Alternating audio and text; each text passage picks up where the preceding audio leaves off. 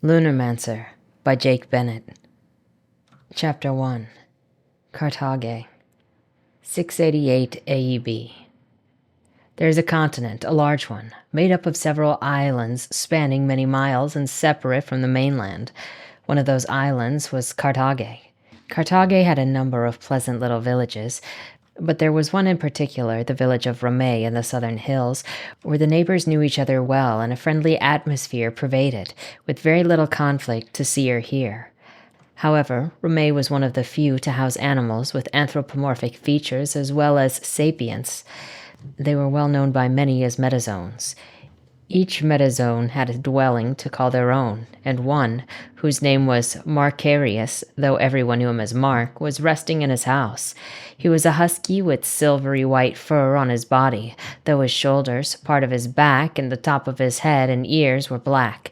He wore a blue coat with a red outer garment, which was relatively clean and fur-free despite his propensity to molt and sandals a little worn from countless mileage. A fire was burning while Mark slept, filling the room with heat. His desk had a few pieces of paper and a feather quill placed upright in a jar, waiting to be used again. Suddenly, Mark's ears pricked up as he heard a knock at the door, a gentle and firm knock at that. Mark, not wanting to leave the couch at the present time, groaned. "Ugh, hello? What is it?" He kept his eyes shut. "Marcarius," an elderly voice called. "Are you in? I must talk with you." Mark hoped the voice would go away. "Door's open. Feel free to come in." The door of Mark's house opened, and a large rabbit with floppy ears entered the room.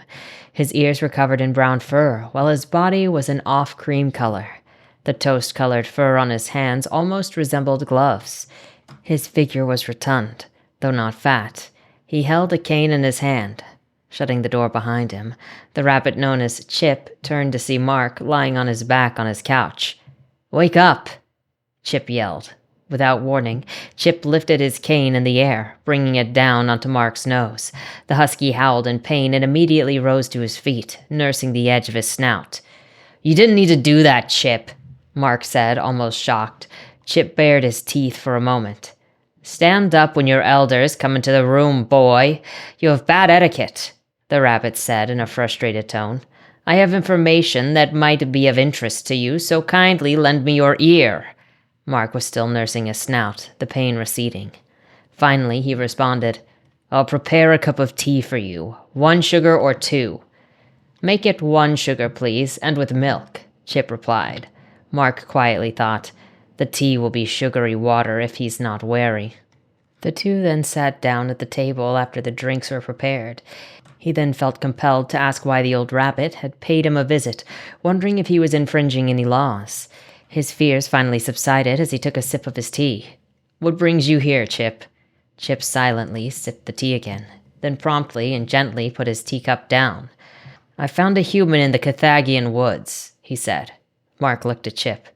"A human? Is that all you have to say? You come all the way to tell me about a human," Mark said, not concealing his disappointment. "They don't usually tread into our grounds that often. Other villages they do, though not this one. They don't visit the citadel unless they are on business." "Yes, true, they do not visit often. I found her in the woods all alone," Chip said. Mark looked at Chip with a puzzled look on his face. "Forgive me for this stupid question, but I assume you found her as a baby?" Chip nodded. "Correct.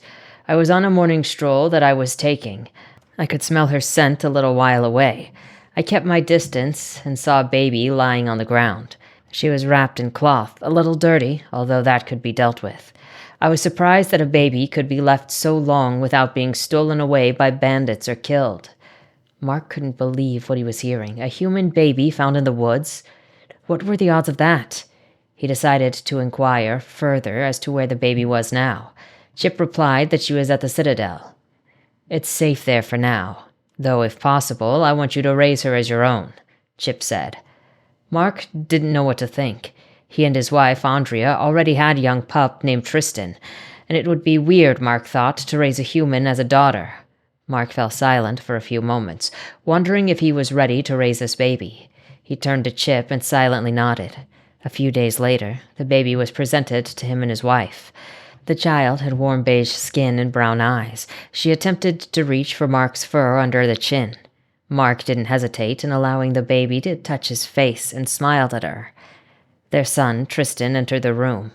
A small fellow with lighter fur than his father. He eyed the creature suspiciously. "That a human?" he asked. His parents nodded, showing the odd addition to the family. Tristan tilted his head to the side. 706 AEB. The girl grew into a slender young woman. She was named Rika, because Chip compared her to a flower. When Rika turned 12, she was given to the Citadel as a servant to King Tertullian, a wise and masterful ruler. He was a gorilla with gray fur on his body and silvery fur on his back.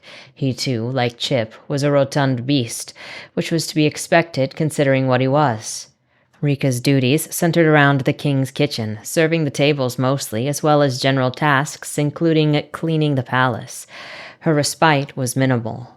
She was allowed little time off and was busy throughout her days, her only downtime in the evenings, and even then, she was often required for a particular task. Not that she minded the work, she was endlessly enthusiastic at best, neutral at worst, not wanting to renounce the work until the job was done to the best reasonable standards, seeing laziness as reprehensible. For 6 years she continued to serve in the palace, being a great asset to the king. Her clothes were relatively simple. She had a modest purple vest, and her pants were simple in design too. The crotch of the pants rested slightly below her knees. The legging section of her pants were slightly lower, with yellow bands that gently clamped around her shins, as well as a yellow stretching waistband holding the pants up. Her hair was black and long, coming down to the front of her shoulders as well as behind her back, resting on the higher half of her shoulder blades. When working at the palace, she would wear her hair in a straight ponytail midway between the top and back of her head while retaining the front bangs, removing it once the day was done, or when she had time off, which on this day was the case. Her complexion was a healthy, warm beige one, with rich brown eyes that reminded one of dark autumn leaves. Beautiful, not glamorous. Nothing about her came across as ostentatious. She was heading to Ramay, where she was raised by Mark, traveling along the dusty highway. Rika didn't have to go too far on foot. She had a carriage to take her 10 miles. When the village was close, she continued along the road alone. Ramay was composed of houses made of stone that resembled gold, almost immaculate, which gave the false impression that the village had only been built recently. The small houses were roughly 20 feet wide on each side, with a height of 18 feet. Most of them were crowded to the east of the shops, except for Mark's house, which resided near the marketplace. The width of his house was greater than the others. One of the Metazones from Ramay approached her, a red squirrel who matched the young woman's height. He had been minding his stall of fresh fruit and vegetables before spotting her. "What brings you here?" he asked. "I am here to visit my father," Rika replied. If the squirrel thought that it was unusual that a human had a father in the Metazone village, he said nothing. "Anything you would like from my stall?" "I won't be here long, and I am meeting my friends here, but I'll get some food to have along the way for the 3 of us." The squirrel handed Rika a small wheat-colored bag containing 3 apples, bananas, and oranges each. She paid the squirrel 5 small silver coins, each with an image of Tertullian on them. The squirrel was incredibly happy. "You take care of yourself," he said. Rika smiled at the squirrel as she walked away, towards Mark's house. She arrived outside and knocked on the door. Mark opened it immediately and greeted her in. As he welcomed her inside, he proceeded to walk back on his fireplace, readjusting the coals with a golden pole. The black sections of his fur had lighter shades than when he first saw Rika. "It's nice to see you again," Mark said, with a light smile on his face. "How are you, father?" Rika asked. "Fine." He moved away from the fire and back to his desk, sipping the tea that he had made for himself prior to Rika's arrival. Rika's eyes scoured the room. "Where's Mother?" "She's out back." Mark looked back at Rika as she stood in the hallway. "How is the king doing?" "Busy," Rika said. "As always." "What of Tristan?" "He was fine last I heard. He moved in with his wife, Vida, a very polite husky. They live in one of the villages in the north. As for you, what are you planning to do next today, Rika?" "Oh, just going to spend some time with Melito and Tabitha for a while and unwind." Mark smiled back at Rika. Well, that's good to hear. It's in the usual place, the Carthaginian forest, Rika said. She glanced at the woodland painting resting on the mantelpiece. Is there any part that you haven't been to, I wonder? He said with a chuckle, knowing Rika often liked visiting the forest, even as a child. There was a warm feeling that was in Rika's chest whenever she visited Mark. As a young girl, she had been apprehensive about serving at the palace, wondering why the two huskies left her to stay there. She had needed a few days to readjust to the palace life, but that was all. She never cursed Mark or Andrea for leaving her at the palace, as it led to her meeting new friends. Andrea walked into the house. "Sweetheart!" The two gave each other a hug. Dogs themselves did not hug, as it was uncomfortable, and they felt that they could not escape.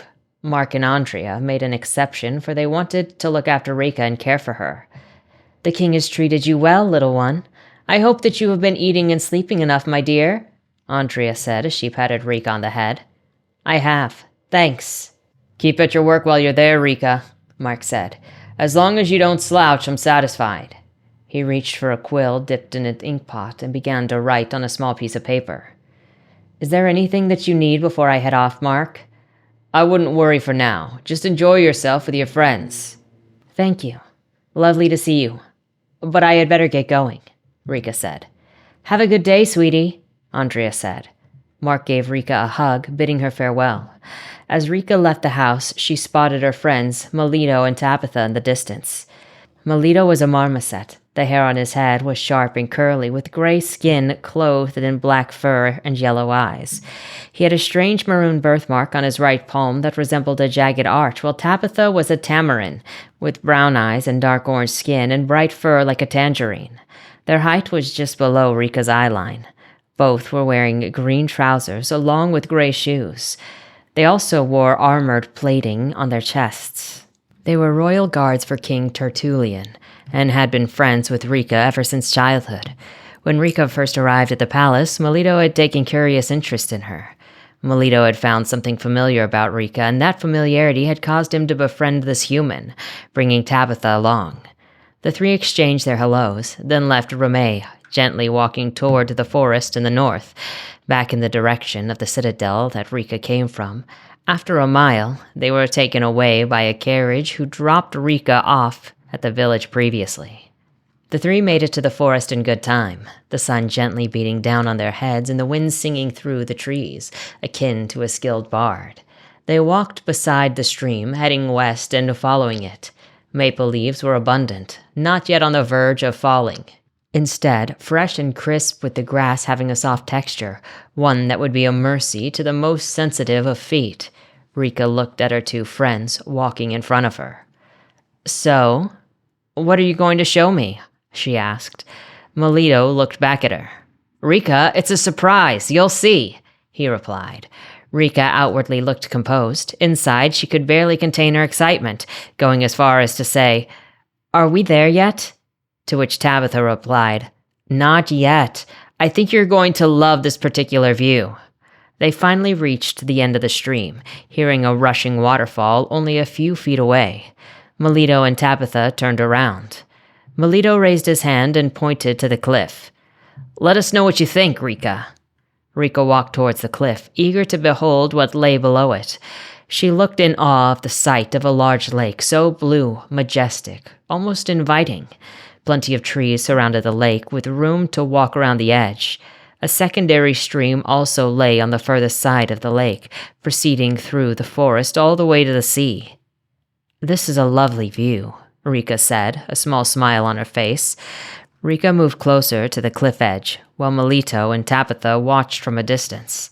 Suddenly, the bushes to Melito's left rustled with movement. Melito swiftly glanced in the direction of the noise.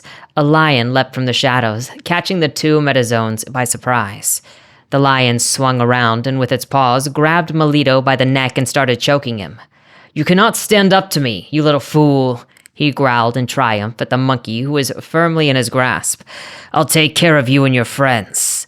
The lion was Darius, tall, at least double Melito's size, with golden fur and a brown scruffy mane. He wore gray trousers coupled with thick boots, a cuff on top of each foot.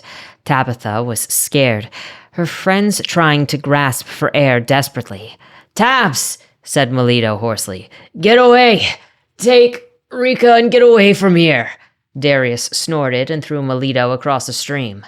Melito collided with a tree, knocking him out cold. Tabitha backed away from Darius, but another attacker clasped her in a tight grip, a black leopard named Vera, wearing similar trousers to Darius while sporting armor in the same manner of the King's Guard. Vera had piercing yellow eyes with navy blue fur. Tabitha instantly recognized the leopard. "You traitor! You dare show your face around here? Get off!" It was no use, Tabitha struggling. Vera merely smirked. Rika heard the commotion and backed off, but she was close to the cliff face with the foreboding drop below her. Dead end. How am I going to get out of this? She thought. She could hear fast, thundering footsteps pressing towards her, and she saw a rhino charging.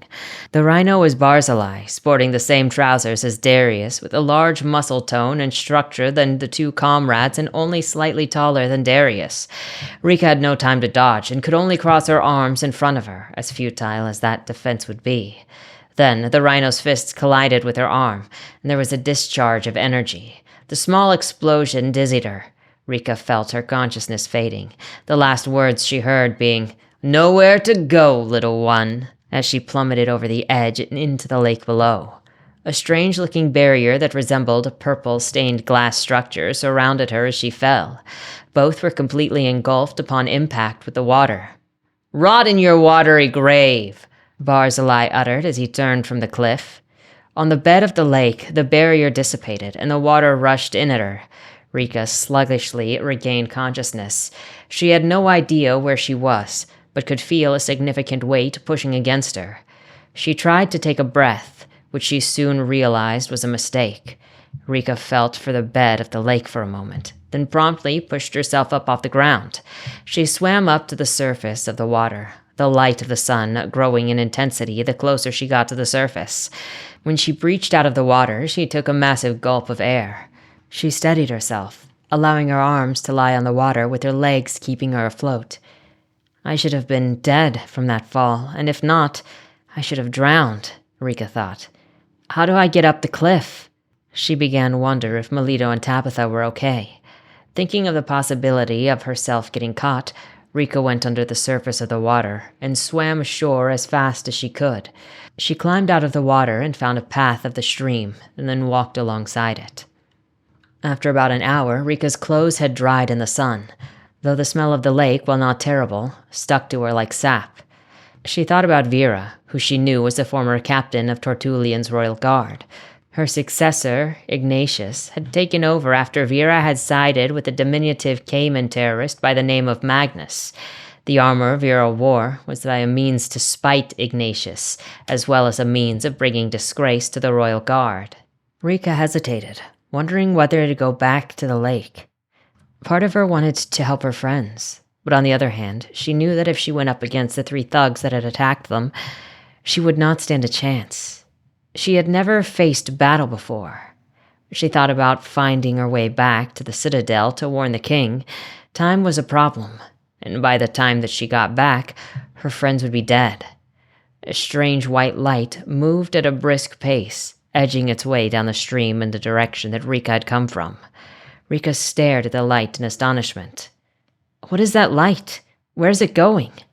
As fast as she could run, Rika raced after the light back toward the lake, where she found that it had stopped at the shoreline completely static, but glowing all the same.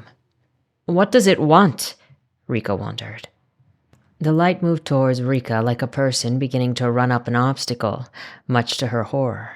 The light collided with Rika, phasing into her.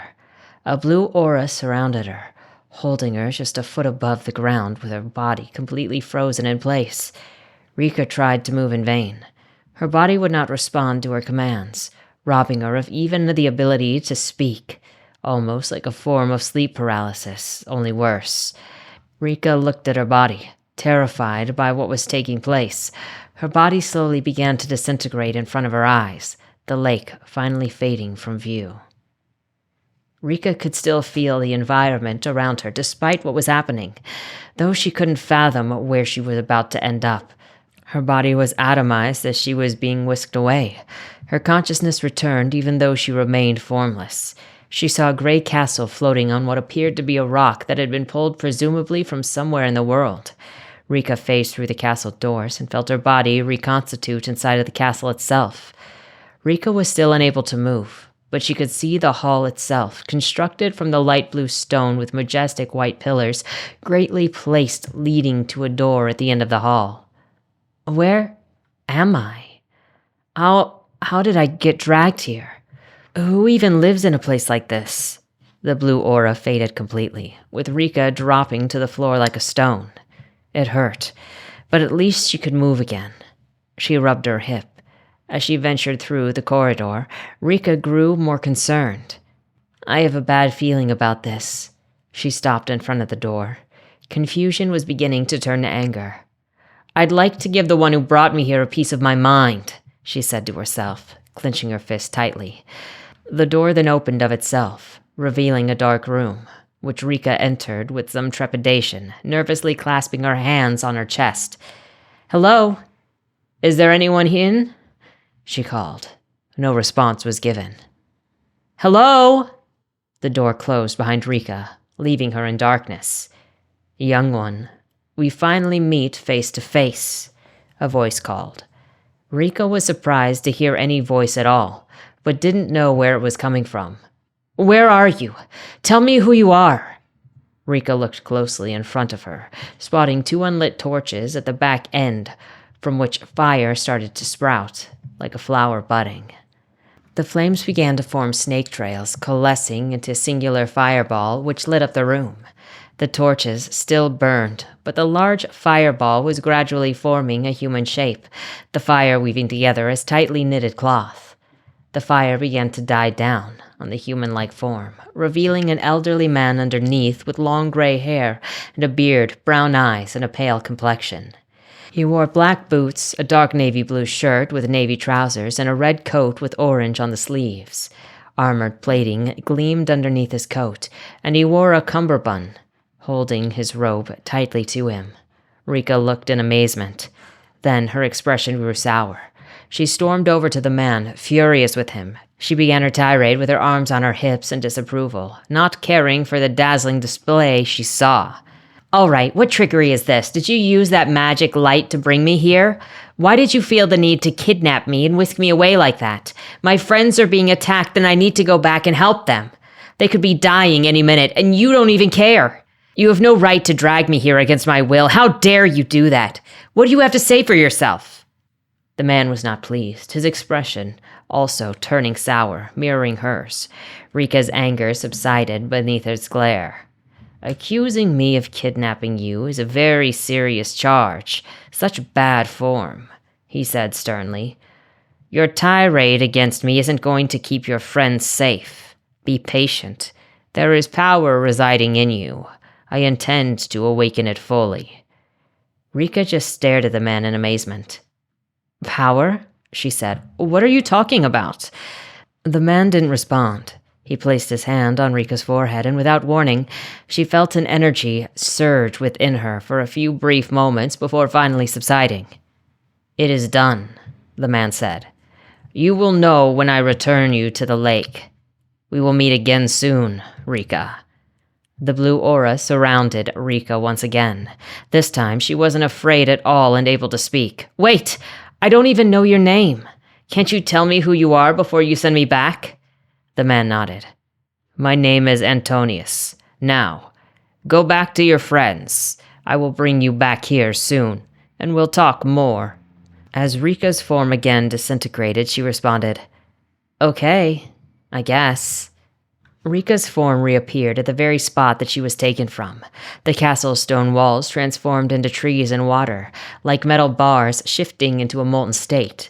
The aura vanished as before, with Rika gently being placed on her feet, much to her relief.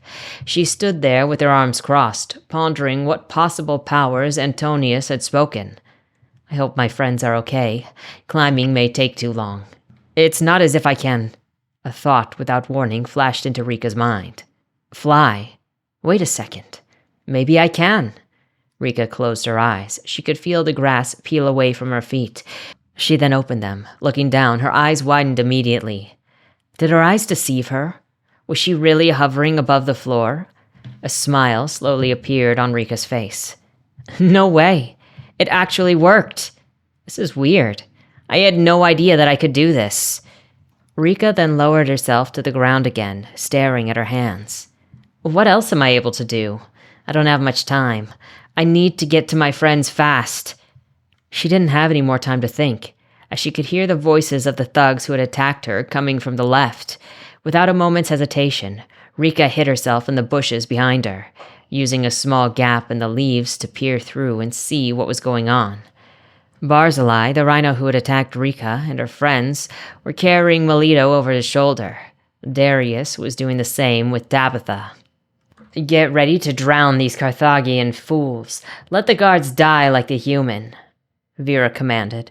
Darius put Tabitha down, with Barzillai following suit with Melito. Darius licked his teeth, holding his belt and strutting around the unconscious guards. You and your friends are on a one-way ticket to a watery grave. I hope you enjoy it, Rika seethed in anger. Low-life friends. You three will pay for this. Barzillai picked up Melito by the throat, sneering and pointing his finger at the marmoset's unconscious face. Not sure whether to be pleased or sorry in granting you a quick death, Barzillai said in casual tone. Melito did not respond. Pretty quiet, fella. Are you scared? Asked Barzillai. Darius rolled his eyes at Barzillai's stupidity, shaking his head and turning. In that moment, Rika suddenly caught his eye. You! Darius roared. Rika stood near the stream, crossing her arms and staring at the three thugs with a glare of indignation. Leave my friends alone. Only thugs would hit someone unarmed. You won't make me sick. Barzillai and Darius looked at Melito and Tabitha and discarded them, with Melito thrown into the lake and Tabitha left at the shore with her head in the water to drown. Barzillai banged his fists together, getting ready to charge. Vera stood back, a smirk of satisfaction on her face as she looked on. Don't worry. You can die like your friends, you furless maggot! Barzillai charged towards Rika, but before he could collide, Rika leapt into the air, performing a perfect split before landing on the ground again. Barzillai skidded along the ground, trying to slow himself down before hitting into a tree. Darius took his spear and threw it hard and fast at Rika. She held out her hands to stop the spear in its tracks, pausing it in midair. It spun around into her hand, and she commandeered it as her own. Undaunted by her abilities, Darius charged in for an attack, hoisting a second spear. Rika struggled to block his strike, attempting to dodge wherever possible, countering to try to push Darius back, but to no avail. The two were at a standstill. Rika was out of breath. Fighting was not her strong suit. She was merely a servant, not prepared for this kind of work. Darius swiped at her again. This time, he shattered the spear she held on impact. Rika thrust her palm forward, inadvertently pushing Darius back without so much as even touching him. Barzillai, having recovered, looked shocked by all he saw. He threw a punch at Rika, which stopped dead in its tracks, once she turned round, holding her hand out. The young woman was astounded herself. However, she didn't have time to think what was going on. She was buckling under the strain. Darius beat his chest with his right hand. His guttural roar was like a warrior chant. He made his advance and pounced like a feline he was. Rika bounced into the air again, causing Darius to pounce on Barzillai by mistake. Rika hovered above the stream, witnessing the two animals trying to get to their feet. They saw Rika drawing her hands together swiftly, and without warning, their two heads collided, and both creatures slumped on the floor, unconscious but alive. Vera stared in awe as Rika's feet once again contacted solid ground. She couldn't bring herself to say anything. This girl is dangerous. This was a fight we shouldn't have started. We need to regroup. Vera felt deeper fear when Rika turned to stare at her. Get out of my sight, right now, Rika said firmly, and take your friends away too. You made a huge mistake. Unfortunately for the leopard, she had no choice to agree. She glanced at Rika in anger. Make no mistake, you little brat. We will return and kill you all. Vera spat on the ground, a small pellet housed in her mouth, causing smoke to appear. When it dissipated, she and her comrades were nowhere to be seen. Rika was relieved that she would live another day, though she remembered Tabitha and Melito. She pulled Tabitha from the lake, leaving her on the grass, and then swam across the water to pull Melito back to shore. She placed the two monkeys on their backs and tried her best to revive both of them, pressing on their chests and breathing into their mouths.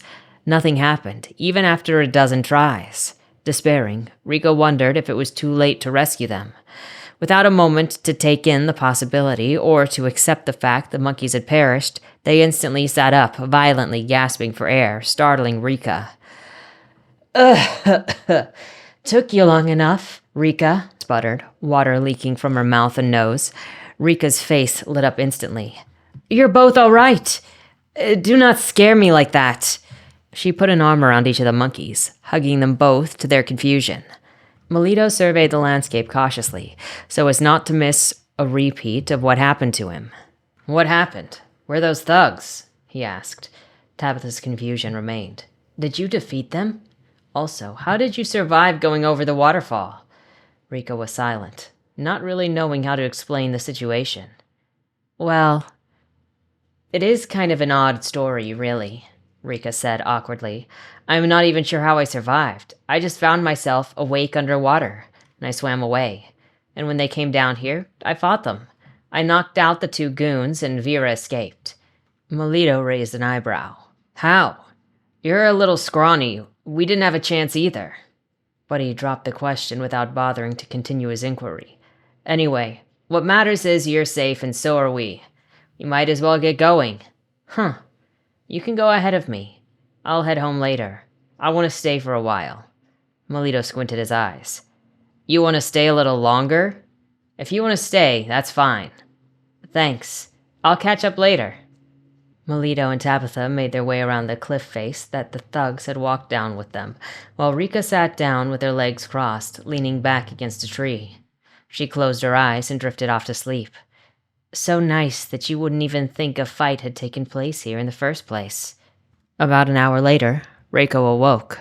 She felt that she had stayed at the lake long enough, wanting to go home. She didn't mind making her own way back. The forest itself had been safe most of her life. She rose to her feet, glancing at the lake in front of her, stepping toward it. Haven't properly tested what I can do. At least I will not have Vera and her goons interrupting. Here goes nothing. Rika began once again to levitate off the ground above the grass. She leaned her body forward while slowly moving across the lake without so much as touching it. She then placed her hand in the water to make a ripple trail, distorting a reflection on the water. Just as she tried to edge her way up, she began to wobble. Rika shook her arms to try to steady herself with a slight drop occurring. She nearly touched the water and stopped just short. Despite this, Rika could absolutely confirm that she was not dreaming. This was really happening. A boost in her confidence soared just as she did high above the lake into the sky. She was thinking to herself with an open smile, I can't believe this. I'm flying. I feel like a bird. The wind in my hair and between my fingers and toes feels so nice. This is an amazing view. I could stay up here for hours. For a brief time, Rika just hovered there, awestruck at the view that she was getting. She turned her gaze toward the stream at the top of the water. Time to go home. I had better meet up with the others, was what entered her mind, and homeward she went. Melito and Tabitha discussed Rika, the thugs, and what had taken place as they walked by the stream. I wonder how Rika beat them. I wish I didn't interrupt her, Melito wondered. She'll tell us later, answered Tabitha, so I wouldn't even worry about it. It would be intriguing to learn more. I agree, Tabs.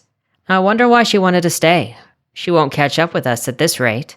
Suddenly, they heard a yahoo in the distance, the source of the noise behind the monkeys. Hey, Melito, did you hear that? Yeah, it sounds like Rika. How it's her, I'm not sure. She cannot have caught up this quickly. But where is she now? Tabitha asked. Up here, an excited voice called. To their astonishment, after looking up, the two apes saw Rika flying in the air, circling them like a hawk. Hey! Rika yelled in a playful manner. I thought you said you were going to get home before me. Does not look like it now, Tabitha muttered. Melito scratched his head. Today has just gotten weird. At last, Rika's attitude diminished and she hovered above the ground in front of her friends. Melito just stared at Rika for a moment, unable to fully articulate or phrase his question. Rika, how in the world are you doing that? Is that what you used to defeat Vera's goons? Rika began her explanation. Well, there was this man named Antonius, and he used a spell to whisk me away and brought me to his home. He awakened some magical power within me and then sent me back. Behold the result. At once, her hovering ended. Rika hunched over with hands on her knees, slightly out of breath, after which she straightened herself. Was it a challenge? Looks like it takes a lot out of you, Melito asked. It was pretty easy to knock them out, even if the confrontation was brief. You said Antonius, said Tabitha. The sorcerer? Yup, that very man, Tabitha. Rika's smile immediately disappeared. She remembered her ungracious and ill-mannered confrontation with Antonius. I wish I wasn't so rude. When he wants to speak to me again, I am not sure. Certainly a strange day. Melito did not have too much to say. Let's head home. I have had enough action for one day, he said.